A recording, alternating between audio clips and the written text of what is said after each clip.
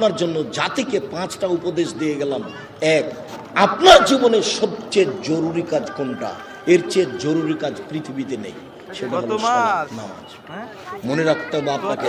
পৃথিবীবাসী, আমি আব্দুর রাজ্জাক বিন ইউসুফ আপনাদের দ্বীনি ভাই হিসাবে মহিলা পুরুষ সকলকে বলে যাচ্ছি, মানুষের জীবনের সবচেয়ে জরুরি কাজ পৃথিবীতে, কাজ হিসাবে, কর্ম হিসাবে এর চেয়ে জরুরি কাজ পৃথিবীতে নাই। সেটা কি? সালাত। একে শক্ত হাতে দমন করবেন, টাইম হলে আদায় করতে হবে যত সমস্যা।